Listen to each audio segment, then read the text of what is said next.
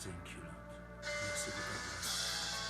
There is a cry in my heart that my words cannot express. There is a yearning in my spirit that I cannot communicate. Spirit, hear the voice of my heart. Praise the Father. Spirit, pray. Praise to the Father.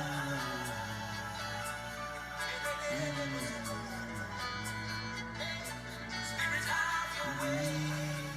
My intercessor. My advocate. Spirit. Alléluia, gloire à Dieu et bonjour à tout un chacun, les partenaires de l'Alliance. Nous sommes ce matin au premier jour de notre voyage et de notre enseignement sur l'Alliance. C'est donc un plaisir pour moi de vous retrouver avec la phase d'introduction hier. Aujourd'hui, par la grâce de Dieu, nous allons aller tout doucement. Et je crois que l'Éternel qui nous a rassemblés nous fera du bien sur la base de sa parole. Merci Seigneur pour ces instants. Viens et prends le contrôle de toutes choses. Voilà, il y a une émission que j'ai l'habitude de suivre et qui m'a marqué, comme nous sommes en train de parler de l'Alliance.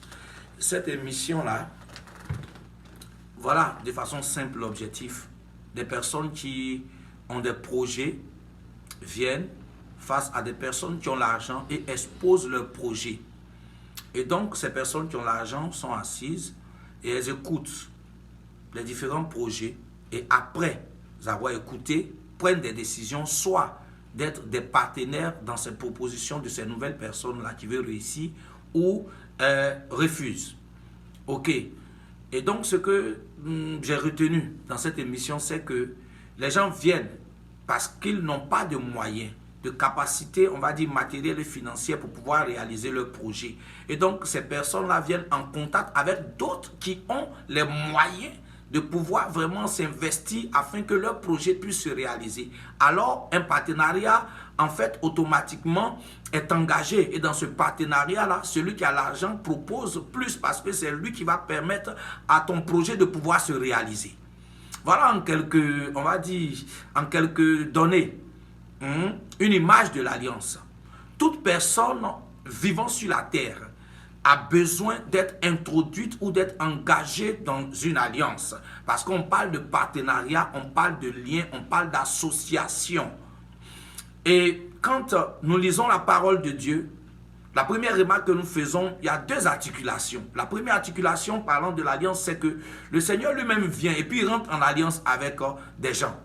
Donc l'Éternel voit Abraham, il vient, il rentre en Genèse 12 en alliance avec Abraham. Ce n'est pas Abraham qui rentre en alliance avec l'Éternel, mais c'est l'Éternel qui choisit Abraham.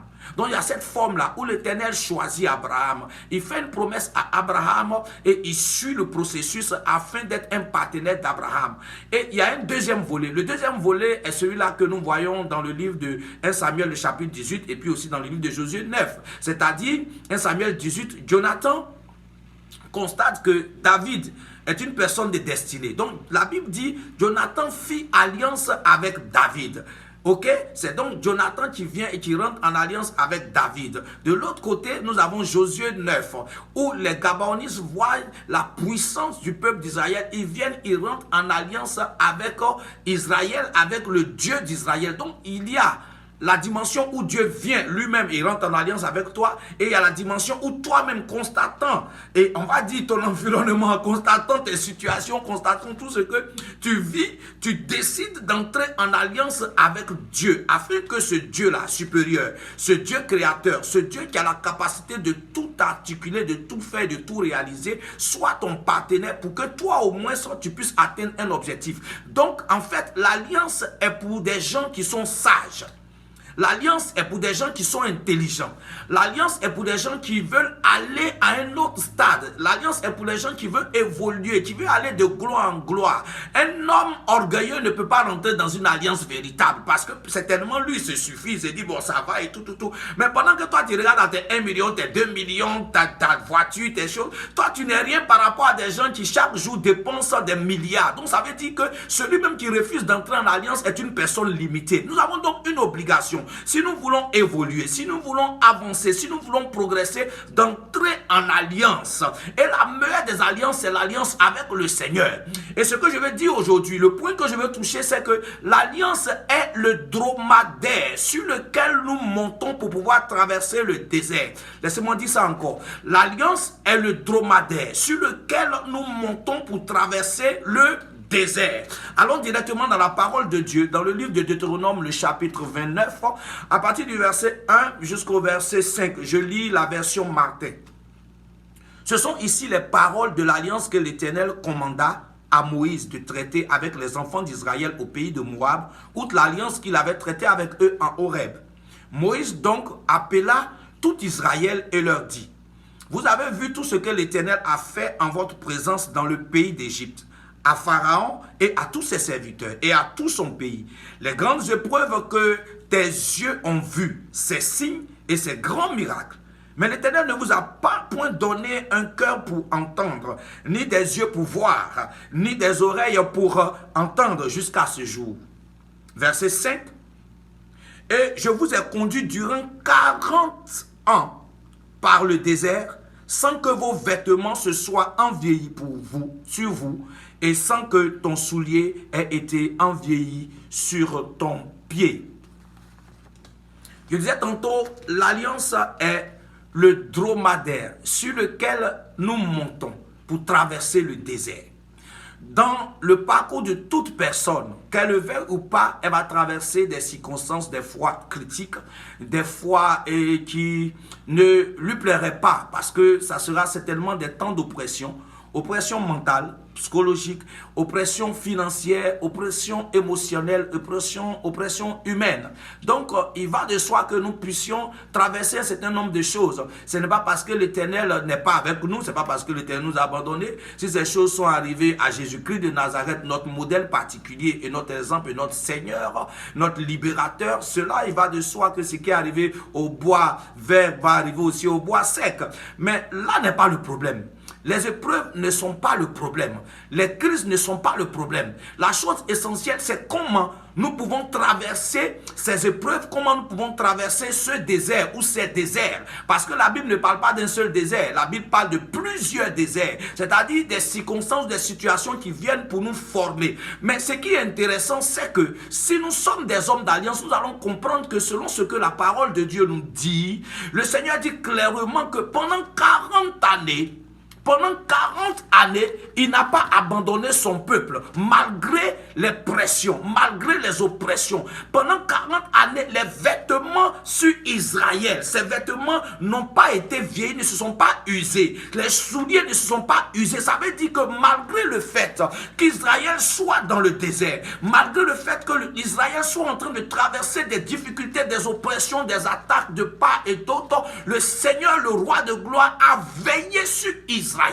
Ce que je veux dire, c'est quoi? C'est que lorsque tu rentres en alliance avec Dieu, lorsque tu rentres en alliance avec le Seigneur, il est le seul qui a la capacité de préserver ta vie, de te sécuriser, quelles que soient les circonstances. Elles viendront, les injures viendront, les attaques viendront, les oppressions viendront. Des fois même tu es déprimé, mais dans toutes ces choses, l'Éternel te préserve. Dans toutes ces choses, tu as envie, c'est parce que tu as envie que tu espères. L'Éternel ferme le tombeau, tu ne meurs pas. Malgré que tu peux traverser des maladies, tu ne meurs pas. Malgré que les oppressions peuvent venir, tu ne meurs pas. Tes souliers ne s'usent pas. Tes vêtements ne s'usent pas. Ce qui signifie que Dieu te préserve, il te sécurise, il te garde. Donc l'alliance est un instrument de sécurisation de ta vie. L'alliance est un instrument de sécurisation de ta destinée, de ta protection. C'est un élément de protection dans lequel l'Éternel lui-même prend sur lui de te mettre sur son dos et de marcher marcher avec toi. Pendant que tu traverses le désert, c'est vrai que tu es en mouvement, mais c'est pas toi qui marches.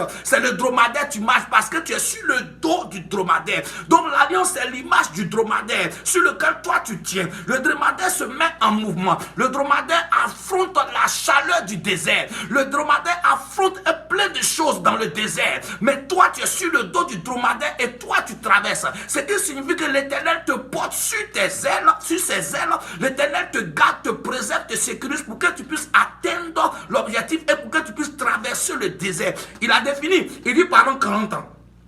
Donc quand il parle de 40 années, cela signifie que c'est un temps limité. Ton désert est limité. Ton désert n'est pas illimité. Ta situation n'est pas illimitée. Mais pour que tu voies la gloire de Dieu, Dieu t'interpelle et te dit, petit, sois sage, rentre en alliance, connecte-toi avec moi, parle avec moi, agis avec moi, soumets-toi à moi, remets-moi ta cause, remets-moi ta situation. En fait, le problème des chrétiens, c'est que bien qu'ils acceptent le Seigneur, ils veulent obtenir des choses par leur propre force. Ils veulent obtenir des choses par leur propre intelligence, leur propre situation. La Bible est claire, ce n'est pas par ton intelligence, ce n'est pas par ta sagesse, ce n'est pas par tout ton potentiel dont tu parles, mais c'est par l'Esprit de l'Éternel. Tu peux certainement avoir l'argent pour acheter par exemple une voiture, mais la distance entre, on va dire, ta maison et le lieu de l'achat de la voiture est déterminée par Dieu. Donc c'est pour dire que ton matériel n'est pas une assurance. C'est pour dire que même tes projets ne sont pas une assurance. C'est Dieu qui permet à tes projets de se réaliser. C'est Dieu qui permet à ton matériel d'être manifesté. Donc nous devons comprendre que en tant qu'enfant de Dieu, la chose essentielle pour nous, c'est d'entrer en alliance avec Dieu afin que quand viendraient des moments sombres, quand viendraient des moments d'oppression, quand viendraient des moments où même on ne comprend pas, ça peut être des moments d'abandon, ça peut être des moments d'inquiétude, ça peut être des moments où toi-même tu te poses tellement de questions que tu peux avoir mal à la tête. Mais dans toutes ces choses-là, tu dois comprendre qu'il y a un dromadaire qui s'appelle l'Éternel. Et si tu acceptes d'entrer en alliance avec lui, il est sûr de te préserver et de te permettre de traverser ce désert-là sans embâche. Oui, tu peux avoir des taches, oui, tu peux avoir des cicatrices, oui, tu peux avoir des assauts, oui, tu peux avoir des douleurs dans ton corps. Mais comme le dit l'apôtre Paul, pendant que notre être extérieur se détériore, notre être intérieur se renouvelle. Donc quand tu es un homme d'alliance, tu sais que ton assurance en l'Éternel va te faire traverser les situations dans lesquelles tu te trouves parce que ton partenariat est sûr. Ton partenariat est le partenariat avec le roi de gloire et le Seigneur des seigneurs. Ce n'est pas le partenariat avec quelqu'un de limité. C'est le partenariat entre l'humain et le divin. Le partenariat entre la créature et le créateur. Je veux donc t'inviter de façon très simple à ce que ton esprit puisse s'ouvrir pour que cette semaine-là qui arrive le 9 novembre, tu saches t'apprêter pour venir t'appuyer sur le dromadaire qui va te permettre de traverser le désert. Le désert n'est pas fait pour que tu puisses mourir. Le désert n'est pas un lieu pour t'enterrer.